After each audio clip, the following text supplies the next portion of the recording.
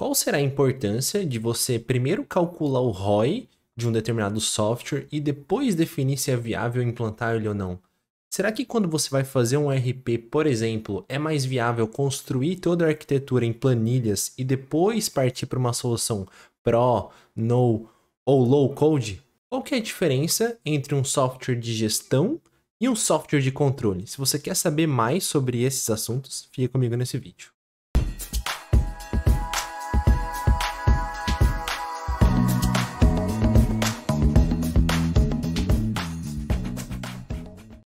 Saudações para você que está chegando aqui no canal. Aqui nós produzimos conteúdo semanal para ajudar você na jornada de transformar as organizações com tecnologia. Se você ainda não me conhece, meu nome é Agostinho Risso e eu ajudo você a definir e gerenciar a entrega de software com qualidade e alto impacto. Se você chegou aqui no canal por alguma referência externa do YouTube ou algo, né, te trouxe aqui por outra razão, eu já vou pedir para você se inscrever aqui no canal e curtir esse vídeo, porque vai ajudar muito aqui o nosso trabalho, mostrando que ele foi relevante para você, que ele agregou com você de alguma forma, e caso você saiba de alguém que pode se beneficiar do conteúdo também, certamente vai ser bacana compartilhar e ver o conteúdo se espalhando para mais pessoas e ajudando mais pessoas, porque é justamente esse o nosso propósito aqui. Bom, eu vou também pedir para você me seguir aqui nas redes sociais, lá eu coloco bastante conteúdo complementar aqui do canal, e você pode também ser ajudado por lá, a gente pode interagir por lá e continuar contribuindo aí com a comunidade que está cada vez mais crescente, né? Definindo e gerenciando a entrega de software da forma correta. Bom, esse vídeo aqui é a segunda parte de um vídeo que eu gravei com a Aurélia Manfrinato. A gente falou sobre vários temas, né? Esses aí que eu coloquei na introdução são só alguns exemplos. Mas se você ficar aí com a gente no conteúdo, você vai ter a oportunidade de ver sobre diversos assuntos, desde a evolução da implantação de software, principalmente no agro, as consequências estratégicas que existem quando, por exemplo, você implanta um software, ainda que primeiro de controle, depois de gestão, mas mesmo assim você não segue o planejamento que foi configurado ali. Então, eu espero que vocês gostem do conteúdo e eu vou soltar ele aqui e no final a gente se vê de novo. Tchau, tchau.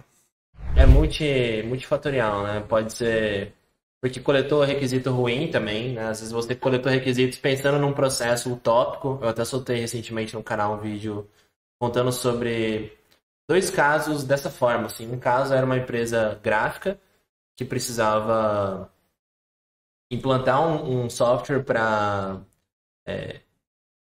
entregar livros, né, para o mercado. Então, desde a concepção da ideia do livro, passando pela edição e lançamento daquele livro no mercado. Os caras pensaram num processo que seria o processo ideal, fizeram um software para suportar esse processo, mas na verdade ninguém seguia nenhum processo. E aí assim, será que o processo era ruim? Não sei. Será que o software era ruim? Provavelmente não, porque ele só entregou um processo que falava. Então, como cada hora um editor queria o processo de uma forma, era praticamente impossível entregar esse livro, entendeu? Dentro daquele ambiente. Então, eles precisavam fazer tudo fora do software e depois só lançar o livro. E um outro caso era um processo de gestão de projetos, que as pessoas queriam vários processos diferentes, né, de acordo com quem gerenciava o projeto. E quando implantou o software, eles até falaram, não, vamos seguir o processo do software. Mas eles implantaram esse processo e eles viram assim, olha, mas dependendo de quem vai fazer o processo de gestão de projetos, pode ter algum tipo de exceção. E em vez de eles coletarem isso como requisitos, eles simplesmente implantaram o processo padrão. Gerou resultado, todo mundo estava seguindo aquele processo. Quem não seguia, vez ou outra, tinha algum tipo de correção. Só que muita gente ficou insatisfeita. Por quê? Porque antes eu fazia o meu projeto da minha forma.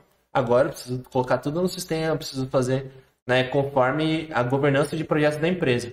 E aí muita gente irritada com aquela cultura de ter que colocar no sistema uma coisa que antes eles faziam de qualquer forma, ou como cada um achava que era ideal, trocou uma diretoria, entrou outro diretor na empresa, falou, cara, vocês estão com problema aí no software de gestão de projetos? Sim, ninguém gosta desse software, é uma desgraça, o processo não dá para seguir, bababá. O cara falou, então tá, então tira o software. Ou seja, o cara entrou para agradar as pessoas, o diretor, e não para entender profundamente o contexto daquele projeto. Por que mudaram o processo? Por que as pessoas estavam satisfeitas? Será que o processo era ruim? Será que o software era ruim? Ou será que as pessoas não queriam seguir, sabe? Então a gente sempre fala isso aqui no canal, cara, assim, é muito mais do que qual é o sistema.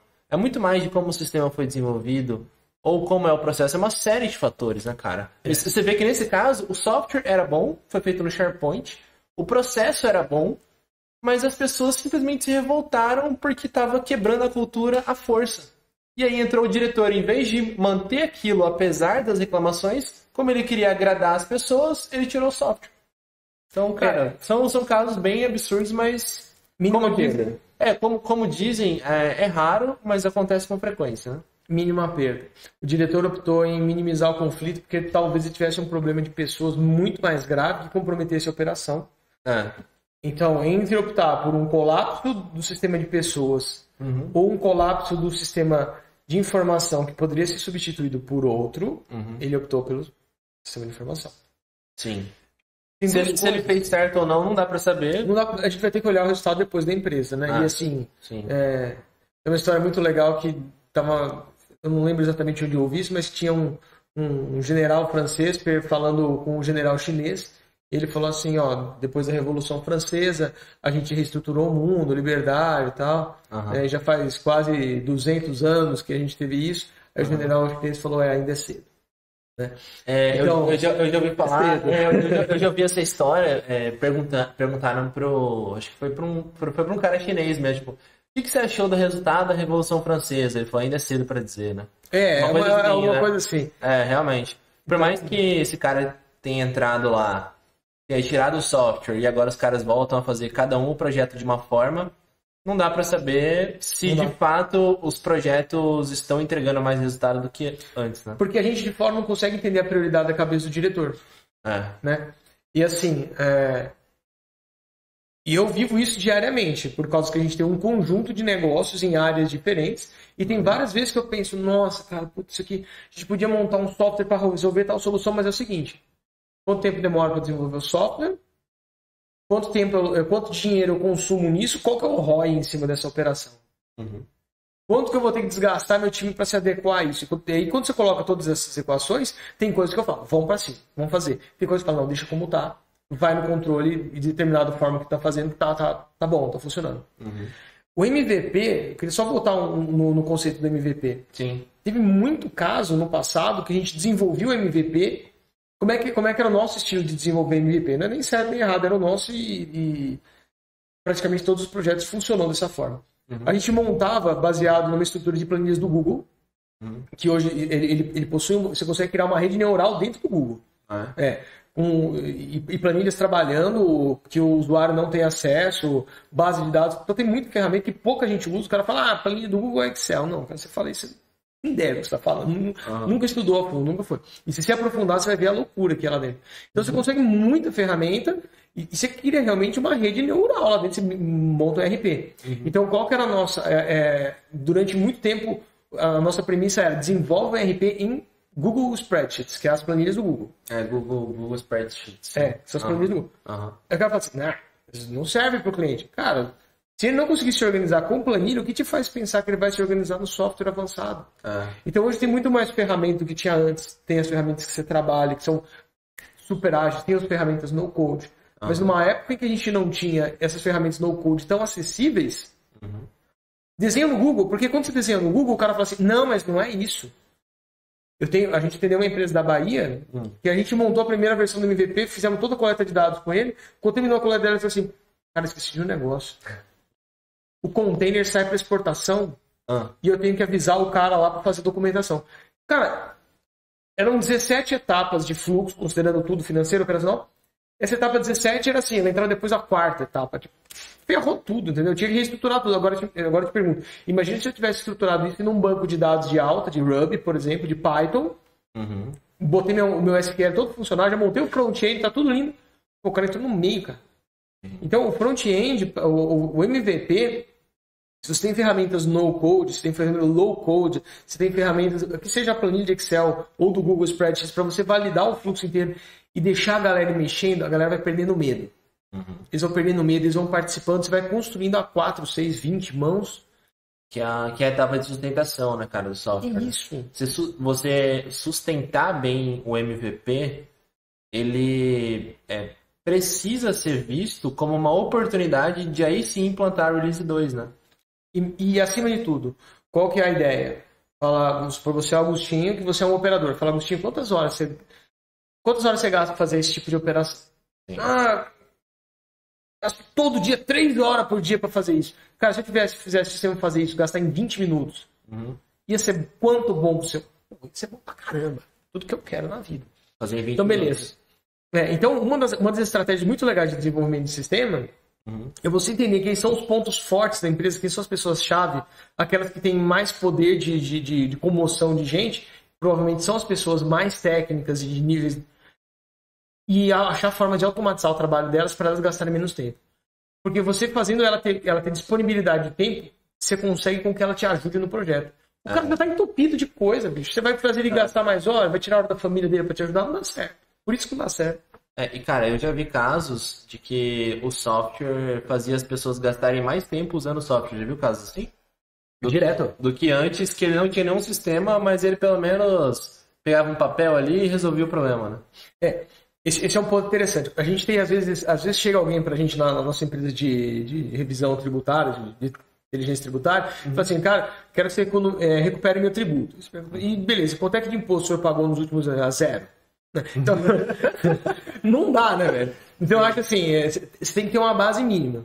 Então, o cara fala assim, eu não quero gastar tempo hoje com um processo. Fala, tudo bem. Quanto é que você gasta de tempo hoje com um processo? Nada. Então, se ele não tem a dimensão de que ele gasta... Porque, na verdade, o cara que fala assim, eu não gasto tempo com o processo, ele gasta tempo, mas ele não sabe. Porque ele vai parar, ele vai ter que conversar com gente, mandar fazer, tirar daqui. Só que ele não computa esse tempo. Ele fala, não, hoje eu não gasto. Gasta, cara. Você gasta, só não sabe o que você gasta. Sim, né? sim. Então, você precisa levar ele a perceber o quanto ele gasta, a primeira etapa. Né? Sim. Porque o software, ele é burocracia. Sim. Ele é sistematização, ele é processualização da coisa. É você colocar dentro de um fluxo. Sim. Né? Total. Jogar todo mundo para dentro. E, cara, por isso, cara, a palavra-chave, MVP. Cara, tem que fazer MVP. Senão, primeiro você não entrega, você entrega com baixa qualidade, ferra tudo, o cliente fala mal, você briga. Né? E por mais que às vezes é viável você entregar ainda que, vamos pensar no conceito do MVP, uma coisa mais robusta, se você pode entregar mais simples e mais rápido, isso sim é agilidade. Exatamente. Né, cara? Porque muita gente acha que agilidade é você sair arrastando post-it, você ir mudando conforme o cliente pede, não planejar nada, sair fazendo. Não, agilidade não é isso. Isso, na verdade, é go horse, né? Cara, a agilidade é você pensar como que eu posso dizer, atender a necessidade do cliente mais rápido. E aí você vai usar abordagens ágeis, que não deveriam ser chamadas de abordagens ágeis, mas abordagens adaptativas, ou seja, fazendo mudanças conforme um plano de escopo, mas é aquilo, sempre visando o benefício. Né? Se você fizer uma mudança que o cliente está pedindo, simplesmente porque ele pediu e porque você acha que a agilidade é isso, sabendo que essa mudança pode, como você falou, cara, eu já pensei no processo de 17 partes, o cara está querendo criar uma no meio e vai acabar com tudo. Peraí.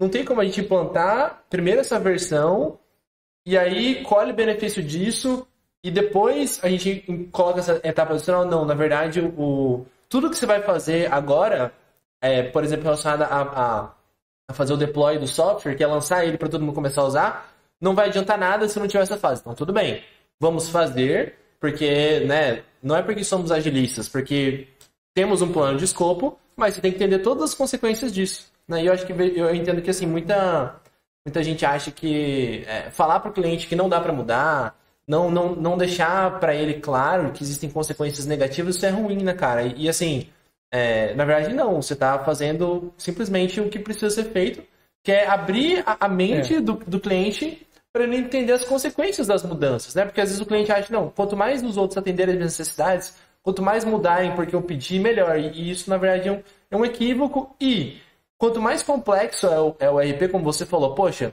uma coisa é fazer isso num Google Sheets. Dá trabalho? Vai dar como que eu posso dizer? Vai gerar um custo a mais? Até vai. Agora, imagina se estivesse implantando no SAP, customizando no SAP, ou customizando ainda uma ferramenta mais robusta. Então, por isso que, por mais que você pudesse até implantar no SAP de cara, exemplo, implanta no Sheets primeiro. Testa. Pega um code aí basicão. Pede um code qualquer, implanta, aí sim deixa uma coisa mais robusta, né? Eu acho, assim... Porque a mudança custa menos, né? Tem menos impacto. O meu feeling é que todos os clientes recebem muito bem quando você coloca eles no nível de consciência do que está acontecendo, exatamente o que você falou. Uhum. Mas principalmente para você chegar nisso, tem que falar no como. A gente tem uma estratégia lá que é assim. O cliente fala assim, nossa, precisaria colocar isso aqui. Beleza, a primeira reação é, você olha, se for possível, você fala assim, ele fala, dá para fazer? Você fala assim, dá para fazer. Eu posso colocar isso no fim da fila, depois que a gente terminar, por exemplo, a parte de estruturação do balanço patrimonial? O cara fala, putz, não dá para colocar antes? Você fala, eu posso colocar antes, mas sem o balanço, teu software não funciona. Qual que é a tua prioridade? Uhum. Então, você jogar isso e devolver, eu acho que a chave do negócio dar certo é você sempre ter uma comunicação plena com o cliente e elevar o nível de consciência dele. Ele tem que entender o que você está fazendo. Sim. Ele não precisa entender como, ele precisa entender o que você está fazendo, ou por que você está fazendo. Sim. Né? Sim. Ó, isso aqui, você quer isso? Quero. Eu posso colocar na frente. Se eu colocar na frente, quando sair o sistema, você vai ter ele completo. Mas ele vai demorar mais 2 meses. Uhum. Ou a gente deixa isso para pôr depois, começa a rodar, você vai ter o sistema funcionando e eu posso colocar isso depois. Sim. Fica bom para você? Na maior parte das vezes, pelo menos a minha experiência, o cliente fala assim, pode ser, deixa na lista aí, vamos terminar e vamos deixar rodar. Uhum. Então, é também o PO, né? Essa interface com o cliente, é fundamental que ele consiga ter uma relação legal com o cliente. Né? E ele precisa entender também um pouco do negócio do cliente. Ainda que 100% do negócio do cliente. Ele talvez não vai dominar tanto as minúcias do negócio do cliente quanto o próprio cliente. Talvez ele conheça até mais do cliente que o cliente sobre o negócio dele. Fluxo, ele precisa entender o fluxo do negócio. Mas ele precisa elevar o nível de consciência, né, cara? Igual você falou. Poxa, você tem que entender se você quer essa mudança, ok, mas o impacto é esse. E, na minha visão, a prioridade dessa mudança é, por exemplo, prioridade 2. Pensa num plano de escopo que vai ter mudanças de prioridade 0, 1 e 2. O que é a mudança de prioridade 2? Não, a mudança que você pode, igual você comentou, colocar no fim da fila. Ó, vamos entregar já o escopo, isso que é a mudança de prioridade 2, lá no final a gente avalia se é possível fazer um novo contrato, talvez, para implementar essa mudança, ou eu faço sem te cobrar mais nada. Ou não, é prioridade 0. Se eu não fizer agora, realmente... Como eu não tinha coletado antes esse requisito, tudo vai água abaixo. Então, vou fazer, mas tem custo também, sabe? Tudo. Por isso que é importante você entender que se o seu projeto não tem um plano de escopo, vai colapsar, né, cara? E o cliente não vai nem saber, vai ficar insatisfeito e dá muito ruim. No começo da carreira, a gente não tinha plano de escopo. Não, né? Me conta mais sobre isso aí. Quando você tem plano de escopo, você vendeu o sonho, o cara quer o sonho. Sim. Aí você vai trabalhar 1000 horas até entregar aquilo ali, o projeto não tem ROI. Fala, pô, tanto que eu gastei. Não gastou tanto porque você trabalhou. Pô, então você não vale nada. Eu sou o dono do negócio. Então, você ganharia mais estando como dono do negócio, fazendo um troço que você não planejou, ou trabalhando para outro, né? Essa são, tudo bem, tem lance de empreendedor, mas assim, é necessário você ter um plano, você ter uma diretriz. Uhum. Inclusive... em alguns casos você consegue amarrar isso via contratual. Uhum. Né? Tem um cara que comanda o departamento jurídico da gente, da área de banking, ele fala assim, pode ser rápido, mas não me faça ter pressa. É muito louco isso. Como que é o ditado? Eu posso ser rápido, mas não me faça ter pressa. Sim, porque aí é o rápido inconsequente, mais ou menos. É isso. Porque assim, eu posso fazer rápido, focado, totalmente, mas eu tenho que ser diligente no que eu estou fazendo. Sim. Eu posso ser 100% focado e eu vou te entregar isso na maior velocidade. Mas eu preciso do mínimo de diligência, eu preciso do mínimo de foco para avaliar tudo que vai acontecer. Ou para tentar bloquear, tudo a gente nunca consegue, mas para bloquear o máximo de interferências que eu vou ter na minha construção do projeto. Sim. E para mim é fundamental que o PO entenda todo o fluxo do cliente de cabo a rabo. Sim. Ou a parte que ele vai estruturar. Né? Se ele não entende, que ele busque entender, né, cara? E que não comece o projeto antes de entender. Não dá pra começar assim. Mas eu vou gastar muito tempo. Cara, gasta. Sim, cobra isso às vezes num projeto à parte. Até entender. Né? Cobra a parte, cobra pra fazer fluxograma. E os caras não têm fluxograma no processo? Não tem. Cobra pra fazer o fluxograma, as bases das estruturas dos procedimentos operacionais padrão, das normas de trabalho. Cobra pra fazer isso. Sim. Né? Às vezes o cliente não vai ver valor nisso inicialmente, se ele tiver baixa maturidade gerencial, mas quando você mostrar o impacto de não fazer isso, né, cara? Você fala assim, olha, você quer, beleza, você me contratou para implantar um sistema, mas se a gente não tem o seu fluxo minimamente desenhado, eu vou fazer o quê, né, cara? É uma analogia muito boa que eu assim, é padrão do time. Quando o cara fala assim, nossa, mas pra que fazer tudo isso? Mas tudo isso o quê? Dá um exemplo, assim, no caso. A estrutura básica antes do MVP, mapeamento de processos. Sim. Né? Mas por que fazer tudo isso? Vamos desenvolvendo conforme. Aí a pergunta que eu falo assim, você já construiu uma casa? Né? Cara, 1/3 da obra, você só vê buraco. E tudo que você comprou de material, cara, você olha do nível do solo, sumiu. Sim. Mas eu comprei mais concreto essa semana, sim, sumiu. Comprou armação, sumiu. Sumiu tudo, velho. Só que se você não fizer isso, não vai parar em pé. Sim. Então, eu acho que é legal a gente usar esse argumento. Se você é desenvolvedor, se você é PO, se você é comercial, tem que levar isso para o cliente. Quando você está fazendo uma casa, você tem que fazer toda a estruturação básica dela para você não parar em cima. Ou então, você vai fazer uma casa cheia de remendo e que pode cair a qualquer hora. E é justamente a mesma base para o sistema de informação. A base é a arquitetura de processo. É. Ah, cara, mas depois eu vou rasgar isso tudo. Você vai rasgar tudo isso aqui. Porque eu vou conseguir transformar isso tudo em digital, em fluxo automatizado, fluxo de informação dentro do sistema, e aí você só vai poder rasgar isso tudo porque lá vai funcionar. Sim. Ah, mas e se eu quiser parar aqui? Você pode parar aqui também. Você vai ter um sistema de informação num monte de planilha, com um monte de fluxograma integrando tudo, você vai ter um puta trabalho para integrar tudo. Mas você vai ter um sistema de informação. Sim. Isso é a parte de coleta de requisitos, né? Você vai coletando os requisitos, mapeando os processos e aí sim você tem uma base para implantar bem o software, né? Mas, Aurélio, vamos falar um pouco, cara, sobre o contexto do agro, assim, porque por mais que hoje você talvez não esteja mais mexendo apenas com o agro, cara, você acha que as empresas ou pessoas físicas, né? Porque muita empresa... Hoje o agro nosso é... A maior parte é pessoa física, né? Você vê uma diferença, por exemplo, dos empreendedores do agro de 10 anos atrás para os de hoje, no nível de maturidade gerencial? Não vamos falar de software, maturidade gerencial. Você vê que hoje os empreendedores do agro estão mais maduros, eles têm mais uma visão sobre a importância, por exemplo, de implantar um processo de análise de lucratividade. Hoje do que 10 anos atrás? Eles foram obrigados. Eles foram obrigados. Alguns saíram por consciência, outros saíram por dor.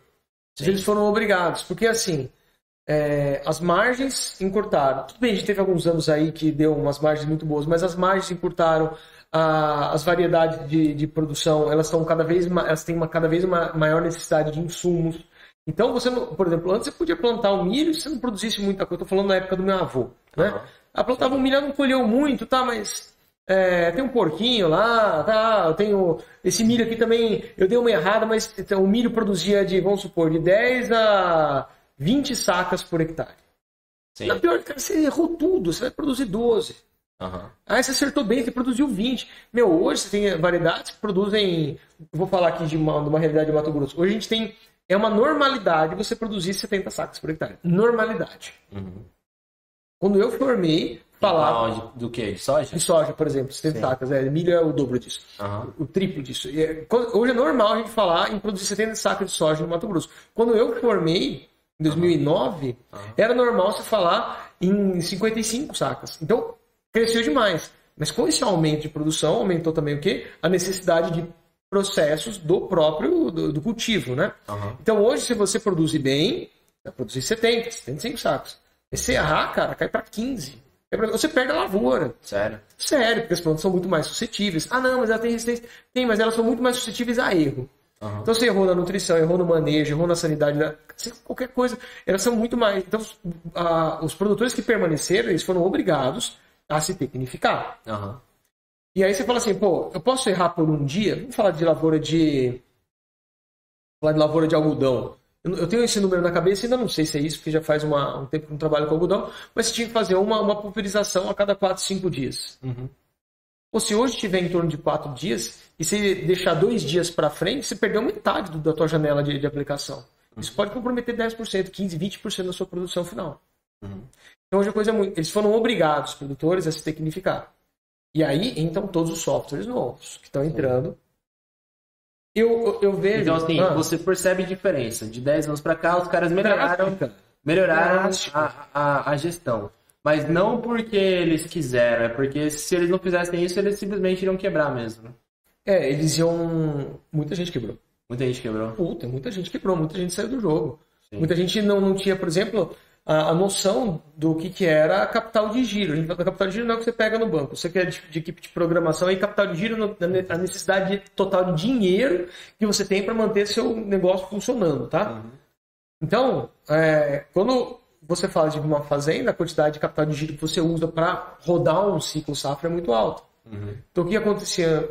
Isso eu vi acontecer. O cara tinha uma puta safra... O cara tinha uma baita safra boa, ele ia lá e comprava a fazenda do lado. No ano que vem não tinha dinheiro para rodar, entrava em endividamento, colapso, perdia as duas terras. Caramba. Eu vi acontecer isso. Mais coisa de 10 anos atrás, 5 anos atrás. 8 anos atrás, 7, 8 anos atrás, eu peguei alguns negócios que estavam nesse caminho. Alguns a gente conseguiu salvar em Goiás, aqui no Mato Grosso a gente conseguiu salvar muita gente. Uhum. Mas tinha casos que não dava mais tempo.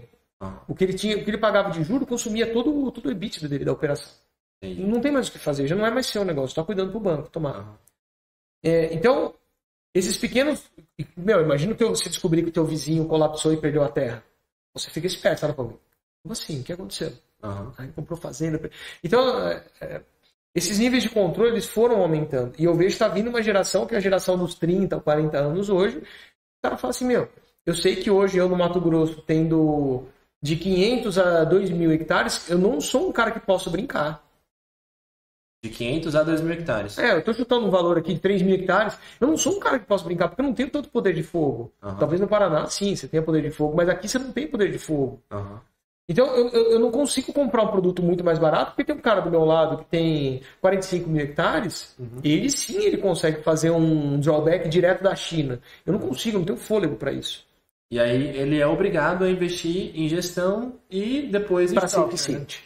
Sim. Ele tem que investir em gestão. E hoje, você falar investir em gestão, você obrigatoriamente está falando de software. Não, a gente brinca, né, que existe um mundo paralelo, que é o mundo da planilha, mas esse mundo funciona, né, muito limitadamente, ou em operações muito pequenas. Sim. Operações muito pequenas. Sim. E você percebe que assim, o nível de consciência, beleza, o cara hoje sabe que ele precisa gerenciar bem, porque senão o mercado vai engolir ele ou ele vai ficar para trás. E aí ele precisa de software para ajudar ele nisso, né? Mas você já viu pessoas que implantam software, por exemplo, o velhão lá, dono do negócio, que antes não tinha sistema nenhum, aí veio o filho dele e falou, precisa implantar sistema. Cara, então implanta aí, mas eu vou continuar fazendo do meu jeito, o seu sistema que se lasca. Já viu casos desse tipo? Por que acontece? Eu já vi casos assim, de empresas do agro que implantaram software, só que, por exemplo, o responsável, o responsável mais antigo pelo negócio, ele falava, tudo bem que vocês têm esse sistema, que ele precisa mostrar esses indicadores, mas se eu quiser vender gado antes, eu vendo e vocês que se lasquem, eu que mando no final. E aí, pra que você tem o software com indicadores, com orçamento, com expectativa de produtividade e tudo mais, sendo que se o cara quiser liquidar logo a dívida, se ele quiser vender o gado mais cedo... Entende? Se ele tomar decisões estratégicas, beleza, que não tem relação com o software, mas um indicador no software vai mudar, porque o cara simplesmente quer tomar uma decisão e dane-se todo o esforço para implantar aquele software que vai mostrar indicadores que vão mostrar para onde eles devem seguir e aí sim ter prosperidade, né? Então, cara, eu já vi casos acontecendo isso, e aí assim o cara, e sabe quem que acaba sendo culpado no final? O software. Cara, você implantou esse sistema que mostra agora que meus indicadores estão colapsando e eu não posso, entre aspas, fazer nada. Por quê? Porque eu tomei decisões estratégicas ruins e ele não entende que, na verdade, não é o sistema que vai evitar que ele faça isso. É a decisão estratégica, né? O sistema ele só vai mostrar o que está acontecendo se for bem utilizado. O software, o sistema, quando você vai implementar em algum lugar, ele tem que estar alinhado com a cultura da empresa. A cultura e a estratégia, né? Tipo, cara, você tem que entender que aquele software, ele vai direcionar a estratégia. Uma coisa é você fazer planejamento estratégico sem nada. Eu não sei qual é o meu orçamento, não sei meus indicadores operacionais, quero que aconteça isso. Beleza, você até pode fazer? Pode. Agora, se você já tem um sistema mapeando o que está acontecendo no seu negócio, a sua capacidade de olhar para o sistema e fazer isso é maior, né? Vamos falar de sistemas de gestão, especificamente. Na pior das hipóteses, o sistema de gestão vai mostrar se a decisão do cara foi assertiva ou não.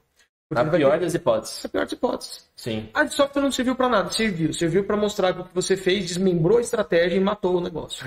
Ou que você tomou uma estratégia diferente do que toda a diretoria falava e você foi assertivo e você gerou mais resultado. Sim. Aí a questão é, essa decisão que foi assertiva, em quais cenários ela daria certo e quais cenários ela não daria certo?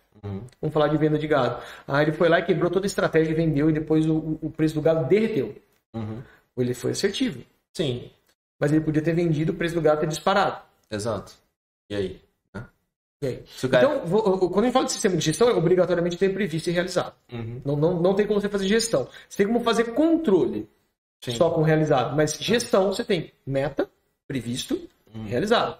Então, na pior das hipóteses, você começa a comparar o que as pessoas fizeram, quebrando a estratégia, e pode ser que a estratégia seja ruim. Sim. Pode ser que aqueles indicadores ali que vocês planejaram alcançar, tanto financeiramente quanto operacionalmente... Não funcionam, são errados. Sim.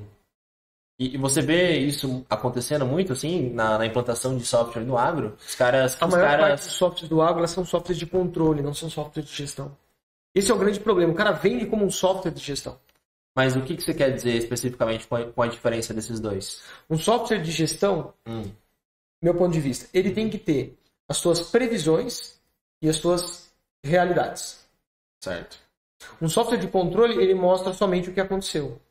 Ah, sim. Entendi. O grande problema de você só mostrar o que aconteceu... Ele só olha pelo retrovisor, né? Só retrovisor. O grande problema de você só mostrar o que aconteceu, você não consegue enxergar se a sua decisão foi boa ou não. Eu vou te dar um exemplo.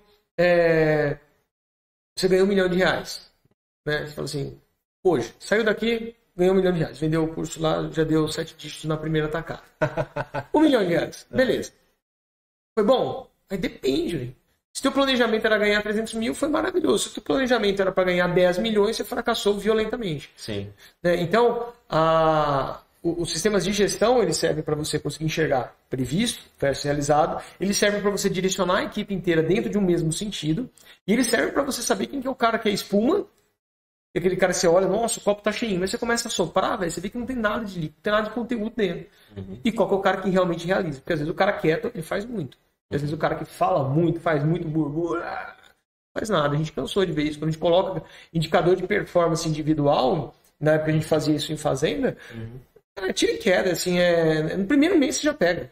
Sim. O cara não entrega, não faz, procrastina. Mas aí no contexto que você consegue, por exemplo, ter um software que você lança previsões para determinados indicadores, né? Exatamente. Agora, se você não consegue ter um software para isso, o que você precisa? Você precisa ter uma interface, tipo um Power BI ou um outro no-code que puxa isso aqui. Uma base de dados simples, por exemplo. Né? Que você planeja, puxa esses dados de controle e faz o realizado. Esse é um sistema de gestão. Sim. Comparativo, Sim. Né? Agora... cara, só fazendo um parênteses, você quer dizer gestão porque, novamente, a gente já estava falando antes, né? Não sei se isso aqui vai ficar na parte 1 ou 2 do vídeo, mas gestão está relacionado com metas, né? Então, obrigatoriamente. Você não tem que gerenciar. Né? Então, assim, eu tenho um sistema que mostra para mim o que aconteceu no passado. Beleza, mas o que deveria acontecer? Se o seu sistema não mostra, o seu sistema de gestão, que pode ser só uma planilha, por exemplo, precisa mostrar. Né? Aconteceu um caso muito legal. No começo da minha carreira, a gente foi atender um grupo lá no Pará. Eles tinham gado, né? E aí, eu lembro que a gente gerou... No nosso cálculo, eles tinham 7,5% de perda de bezerros. Para você ter ideia, esse é um nível tolerado em torno de 0,5%, 0,3%. Os caras tinham 7,5% de perda de bezerros? Era ridículo de alto. Ridículo. E, vocês chegaram lá para implantar software ou só da consultoria? A gente chegou lá para reestruturar toda a controladoria dele, otimizar a produção e implementar um sistema de controle. Certo. Né? De disquete. De disquete, né? Faz sempre. Aí, eu lembro que quando a gente foi para apresentar isso pro dono do projeto, ele era um cara bem assim, quente, né? Na hora de falar, bem, né? E aí a gente apresentou, a nossa meta é que a gente até o final do ano, né? Você chegue em 5, no máximo 5% de mortalidade. O cara deu um tapa na mesa. Quantos por cento que era a meta? Era 5. Era cair de 7,5 para 5. E ele não quis. Ele deu um tapa na mesa e ele gritava: vocês estão querendo acabar comigo? Que porra é essa? 5% vai acabar com o meu rebanho. Então, cara, e assim, eu vi isso, eu era trainee na época. E o benchmark era 0,5. Qual que era o problema? Ele não sabia que ele tinha 7,5. A gente levantou baseado nos dados todos espalhados. Planilha dava 7,5. E o meu líder de projeto tava falando, meu cara quase tomou um tiro lá na frente. Porque ele achou que 5 era muito. Era muito. Mas ele não sabia que era 7,5. Não sabia. E quando a gente falou que era 7,5, ele falou, tá tudo errado essas contas de vocês. Então, no final das contas deu certo, o meu gestor de projeto pacificou, mostrou, levantamos as contas, ele ficou louco, aconteceu um monte de coisa. Mas você percebe que quando você não tem parâmetro inicial, você não consegue. Então, é fundamental primeiro. Eleva o nível de consciência do cliente para depois você levar ele para o nível inicial. Para você falar. Vou dar um exemplo para você. Mas eu sou desenvolvedor de sistema de informação. O que eu vou mostrar para o cliente? Mostra para ele que tem um cara que gasta 3 horas por dia para baixar a nota fiscal e para organizar ela. E que se você fizer um processo lá com uma API que conecta tudo, puxa automaticamente da Cefaz, organiza e já manda uma pastinha, você acabou de disponibilizar 3 horas desse cara. Se esse cara que está fazendo isso é um cara ruim, tchau, rua. Se ele é um cara bom, meu amigo, vamos utilizar teu potencial mental para você fazer coisas que geram mais valor para o nosso cliente e para a nossa empresa. Sim, total. Então, uma das métricas que a gente usa para quando a gente vai desenvolver sistema de informação é quanto que eu vou baixar o operacional do cara. Você fala em gente mesmo. Cara, a gente está olhando aqui, fizer um mapeamento total. A gente vai conseguir reduzir para você 20 pau por mês de gente. Quer dizer que você vai demitir? Não. A maior parte dos caras tem problema de contratar gente. Não, tem problema de gente boa. E os caras da tua equipe que é boa? Os caras são focados? São focados. E se você usasse melhor essa turma, você consegue usar eles em outro? Nossa, você conseguiria. Ótimo, eu vou liberar 20 pau por mês, 50 mil por mês de redução de operacional para você. E essas pessoas aqui, algumas delas 100%, outras part-time, você vai conseguir levar para outros departamentos, curar coisas que você não consegue resolver hoje. Como, por exemplo, criar um sistema de satisfação do cliente para saber se suas peças estão chegando em dia. Se o teu vendedor está atendendo bem. Se não estão esquecendo de você para você melhorar. Então, entende? É puxar assim, onde que dói no cara? Sim. Às vezes nem ele sabe, né? Não sabe. Sim, total. E como você estava falando, a maior parte dos softwares do agro, eles são de controle, olham só o que aconteceu e o próprio software não tem uma funcionalidade para colocar as metas, né? Você entende que existem alguns que têm um diferencial por conta disso? Ou, na verdade, supondo que a parte das metas pudesse ser sempre planilhas, que depois o cara desenvolve alguma coisa mais robusta? Pode. Ele pode gerar resultado da mesma forma, né? Assim, o mesmo software que permite já a inserção das metas versus o software que só olha para o passado, pode gerar resultado desde que, por exemplo, a parte das metas seja feita numa estrutura mais simples, né? Então você vê que, apesar de existirem tecnologias, entre aspas, melhores do que outras, porque tem funcionalidades adicionais que permitem a gestão, o resultado pode vir com as duas tecnologias. Né? Pode, e eu entendo que são caminhos. Sim. Primeiro, você tem que ter controle. Para você entender onde você está. Você precisa olhar o passado, pelo menos, né? Sim. Então, conforme você vai implementando o controle, as coisas vão ficando dentro de uma normativa, você vai tendo base de onde você está e vendo se isso te serve ou não. Sim. Para depois você avançar para o sistema de gestão. Então, boa parte dos sistemas que tem hoje, como eu falei, são de sistema de controle, pouquíssimos são de gestão. Do agronegócio, o único sistema que eu conheço que é de gestão é o AgriEvo, que foi fundado pelo Gleison, foi um projeto que a gente começou junto lá atrás, e depois ele seguiu, avançou, eu fui para outra área, a gente não seguiu junto, mas ele desenvolveu e é um sistema de gestão mesmo, você tem previsto e realizado. Fora isso, todos são sistemas que eu conheço, são sistemas de controle, devo conhecer uns 20, 30 sistemas, tá? Então, primeiro você começa com o controle e depois você avança. Você necessariamente precisa de um software para fazer gestão? Às vezes não necessariamente, como você falou, você pode ter planilhas à parte. Sim. Agora, o que o gestor, o dono da empresa, o gestor do projeto tem que pensar sempre? Eu tendo planilha, vai me garantir o meu nível de segurança que eu preciso? Sim. Vai me garantir o meu nível de funcionalidade, facilidade, acessibilidade que eu preciso? Pô, se eu tenho uma diretoria composta de 7 diretores, se eu tenho 21 membros de um conselho, será que dá para rodar em planilha? Arriscado, né? Agora, se sou só eu o dono, só eu tenho eu e, sei lá, minha esposa, ou eu e um outro sócio, pô, de repente pode funcionar. Então, essa questão do retorno sobre o investimento, né?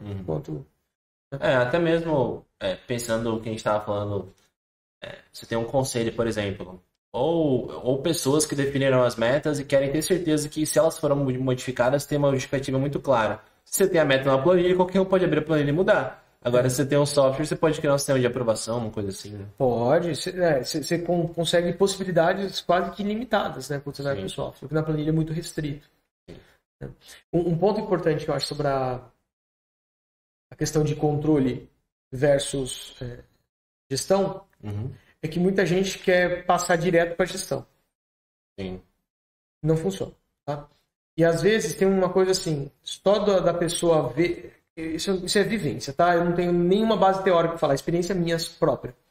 O que eu percebo é que quando você monta um software que as pessoas estão em um sistema, né? Vamos falar sistema considerando as pessoas mexendo e a plataforma operacionalizando os fluxos. Quando essas pessoas se envolvem e elas começam a ver os próprios resultados, elas mesmas começam a querer melhorar. Sim, porque ela consegue agora ver um resultado que antes ela trabalhava e não tinha placar. Né? Ela não tinha... Nossa, maravilhoso, não tinha placar. E quando ela começa a ver, ela fala assim, putz, mas será que sabe meio quebra-cabeça, jogo de videogame? Será que se eu apertar esse botão aqui, o que acontece? Né? Às vezes, se for planilha, ela explode a planilha. Mas de repente ela fala assim, peraí, será que se eu... Caramba, olha que eu tô vendendo 80% do meu esforço para vender para esses caras aqui, mas eles me dão 10% da minha venda. Sim, não, total. Cara, isso aqui eu vou ligar uma vez por mês, para automatizar pedido, alguma coisa, e vou direcionar para outra coisa para aumentar. Então é muito legal que quando você consegue ter uma relação legal com o teu cliente e ele vai vivendo isso junto com você, ele mesmo quer fazer o negócio dele dar certo. Você não precisa colocar o dedo na ferida. Mas tá vendo que o teu fluxo de caixa tá errado? Não, ele é esperto. Ele tem uma empresa, ele não é bobo, ele não criou um negócio desse sozinho. Né? E do nada, entendeu? Ele já tem uma vivência. Sim, eu acho que isso é muito bacana. Não, com certeza. Isso aumenta muito a capacidade de engajamento das pessoas, né? Elas saberem que todo esse esforço, por exemplo, de implantar o software vai permitir com que elas trabalhem melhor, porque se o negócio está tendo mais resultado a partir do trabalho dela e da equipe, dos insights que ela teve com aquele software, significa que ele, de alguma forma, se tornar um profissional melhor também, né? E do negócio prosperar e mantendo ele ali por mais tempo, fazendo parte daquilo. Sabe um negócio que você faz que eu acho muito legal no controle de projetos? Eu imagino que você vai ensinar no curso pra galera. São aqueles gráficos de Gantt. Que você tinha. Você coloca Gantt em praticamente tudo, né? Tomar café da manhã. Você coloca Gantt em praticamente tudo que você vai fazer no dia e você consegue colocar as pessoas. Sim. Eu vejo que quando você joga todo o teu time dentro, olhando pro Gantt, e eles entendendo quais são as etapas, e eles entendendo o final do negócio, é uma das ferramentas mais poderosas que você tem para você fazer todo mundo estar alinhado dentro de um negócio e você permite, aí agora falando muito mais pro cara que é um gestor, né, de empresa de software, você permite que as pessoas se cobrem. Por exemplo, Agostinho, cadê o banco de dados, cara? A minha etapa é desenvolver o front-end. Ia demorar 3 semanas, né? Cadê, né? Cadê, velho? Então você começa a criar um compromisso entre as empresas. E é um negócio que você faz com excelência. Eu acho que vale a pena, em algum momento, você ensinar isso para a tua audiência. Com certeza. E para mim é uma das chaves do sucesso do negócio. Você organiza a galera, faz todo mundo ficar vinculado no Gantt, um cobra o outro. Sim. É uma coisa, cara, fundamental e que hoje em dia, com essa moda de agilidade desvirtuada, tem sido negligenciado, sabe? O cara acha que é tipo assim, o que importa é a data de início e término do projeto, o que acontecer ali no meio, o que o cliente pedir para mudar, vai mudar e acabou, né? Mas não, hoje, projetos ágeis de software precisam de alguma forma ter algum nível de previsibilidade de quando vai começar e terminar as partes, né? As subpartes do produto, né? E nisso aí o Gantt é fundamental. É uma ferramenta até antiga, hoje é negligenciada pela agilidade mal implantada, mas é muito importante. 90% das coisas que a gente usa são da década de 50, cara. Sim. Pareto, década do que? Pós-Segunda Guerra Mundial, década de 50. Gantt, sei lá quando é que é Gantt, mas tem 30 anos, seguramente. Então, assim, as coisas, tem muita coisa nova que é boa, mas tem muita coisa antiga que ela te ajuda, eu tô falando antiga no sentido de processos criados.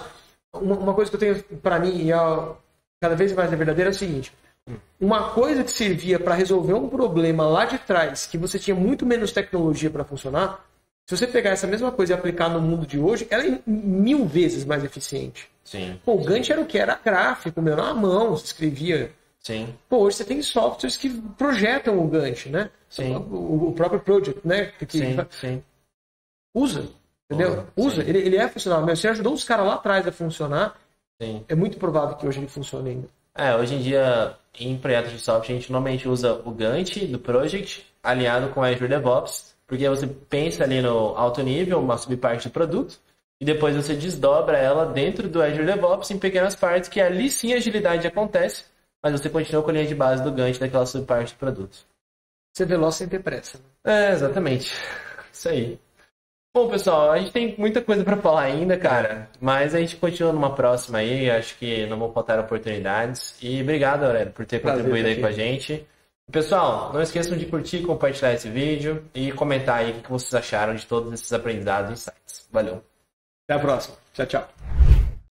E aí, o que você achou do vídeo? Olha, eu achei muito bacana a parte que a gente conversa ali sobre a importância de elevar a consciência do cliente sobre o impacto das mudanças dependendo da fase do ciclo de vida, do tipo de produto, da solução que está sendo criada, né? O quanto isso pode, de fato, comprometer todo o resultado do software e aí, de fato, ser uma mudança necessária com vários impactos ou simplesmente ir para o fim da fila, né? Eu achei legal também quando a gente fala sobre o impacto das decisões estratégicas que são tomadas e elas, por serem ruins ou boas, são a verdadeira causa para o sucesso ou insucesso do negócio, apesar do software, e até possíveis efeitos colaterais indevidamente atribuídos ao software e não às decisões estratégicas, e também a diferença de software de gestão e software de controle, e até mesmo quando é recomendado, né, você implantar um ou outro. Então, como a gente conversou ali no vídeo, primeiro começa no de controle, adquire maturidade, e aí sim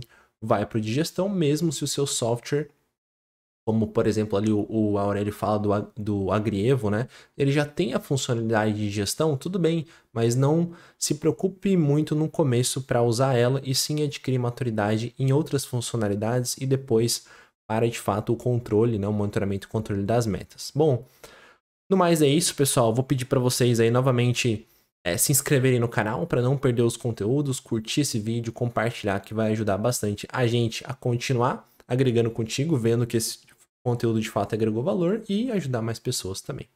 Nos vemos no próximo. Até mais. Tchau, tchau.